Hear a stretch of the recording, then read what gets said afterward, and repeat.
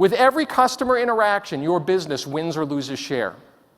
With every interaction, you win or lose share. And I'm talking about mind share, followed by wallet share, followed by market share. At every touch point, you have an opportunity either to strengthen customer loyalty or erode it. And great companies, loyalty leaders, they recognize this opportunity and they capitalize on it. They capitalize on it by actively managing the end-to-end customer experience. That is because when I use the term customer today, know that I use that term broadly. Sometimes a customer might be an individual consumer. Sometimes it might be a small business owner. Sometimes it might be someone that works at a large enterprise. It might be an employment candidate. It might be an internal colleague or a staff member, an app developer, some other business partner. For all of these constituencies, an effortless customer experience resonates. It drives engagement and loyalty.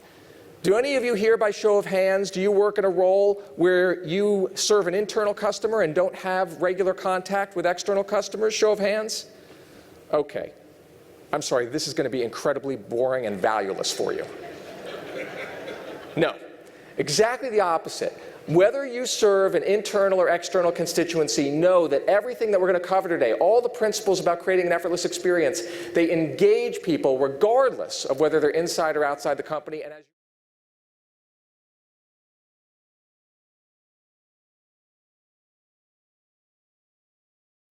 these are all firms that are renowned for the quality of the customer experience they provide and the ensuing loyalty that it engenders. And you just got to ask yourself, how the heck do they do it day in and day out? And my answer to you is very simple. The impression that these companies leave on their customers does not happen by accident. It is very intentional. It is very deliberate. I would argue it is the consequence of them all dipping into some time-tested principles for shaping interactions with customers. And today, I'm actually going to pull the curtain back on some of those principles for you. Consumer business. Do we have Amazon fans in the room, by a show of hands? Yes, so let's face it, Amazon is a company that has engineered an entire business around making it effortless to find what you need to buy and to buy it. Perhaps best epitomized by their patented one-click purchase button, which, let's face it, is a dangerous tool in the wrong hands. As I can attest, looking at the charges my family racks up on Amazon, dangerous tool. I only realized how effortless it was to buy something from Amazon when my wife and I discovered that our son, who was 3 years old at the time, had made an Amazon purchase. I kid you not, I come home from work one day, there's an Amazon package at the front door, I bring it in, I open it up, and it is PC software for drafting new home blueprints. And I go to my wife, and I say to her, are you not telling me something? Are we building a new house? And she says, no, I didn't order that. And so she thinks back, and earlier in the week, sure enough, she was logged into Amazon. She was looking for something. The phone rang. She went into the other room to get it. And she surmised our 3-year-old crawled up on her desk, was pointing and clicking, and bought this PC software. It was that effortless. But here's the kicker. It was also effortless for me to return it. Everything about Amazon is about making it effortless for their customers.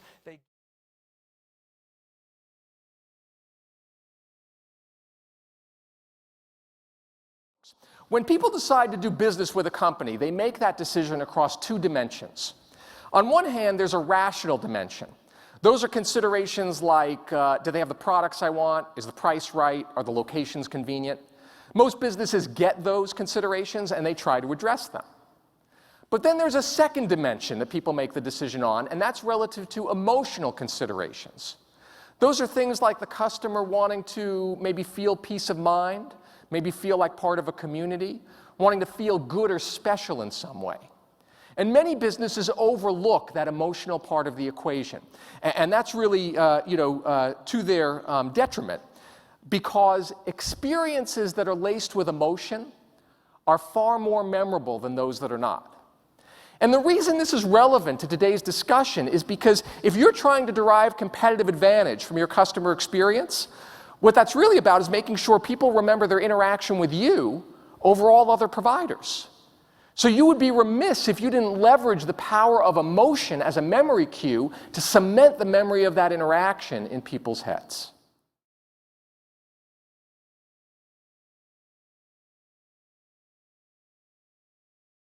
Messaging. I received this in the mail. I think they're pushing it to your desktop.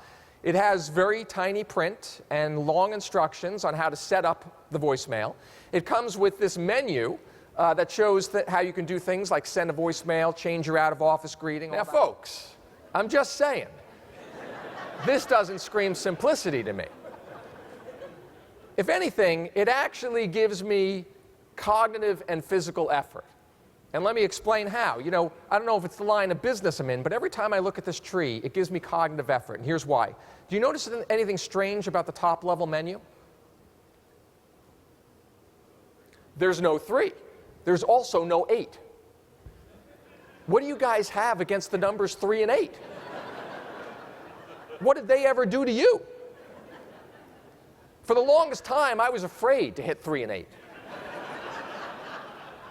You know, I thought you'd hit 3 and what might happen? You know, these Uverse techs in blue booties might come and take me away. I'd never be heard from again.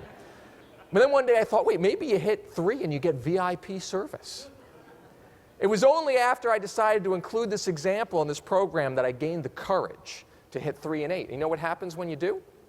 Absolutely nothing. I mean, strangest thing. This is the placard outside of the second-floor elevator bay at a hotel I stayed at in New Jersey. I was with a client for the full day. I check in late at night.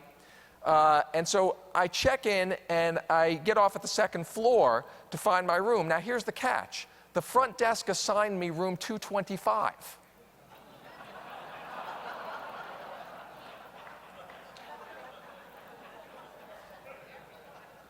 Now, seriously, folks, I stood there for like 5 minutes looking at this thing because I was certain that I was just tired and I was misreading it. And I was just too sheepish to go back down to the front desk and tell them they assigned me a room that didn't exist.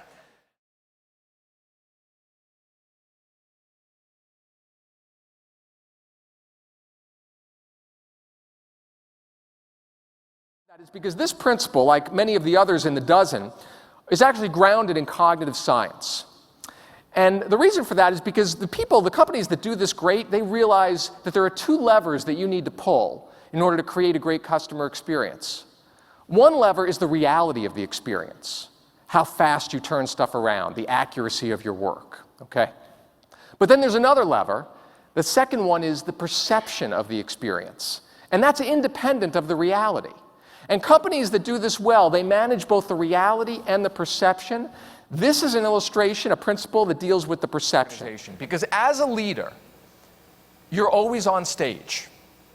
You might not realize this, you might not like it, but it's a fact of life. As a leader, you're always on stage. Every day in the workplace, you are like me right now.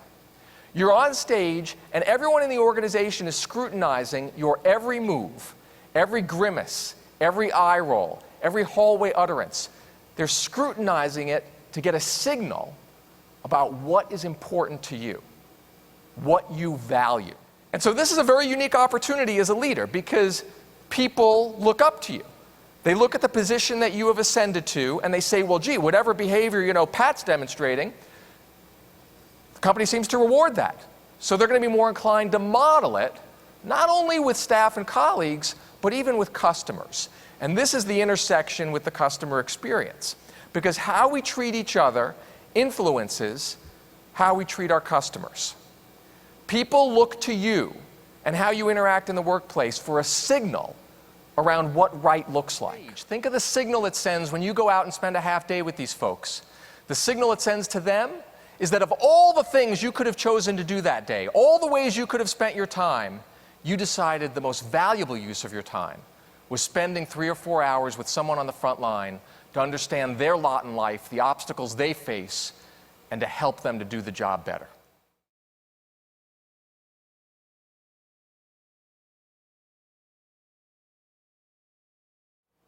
You've got a lot of opportunity before you, and I urge each of you to just take personal ownership for capitalizing on these 3 opportunities. Because even if it just translates into changes in your little corner of the world, know that even that can have a very important, very meaningful impact on the customers you serve and the employees you lead. So folks, I hope you are fired up to make this happen because, ladies and gentlemen, you are the leaders of this company. And as such, the journey to effortless, it really can begin with you. Thank you all very much.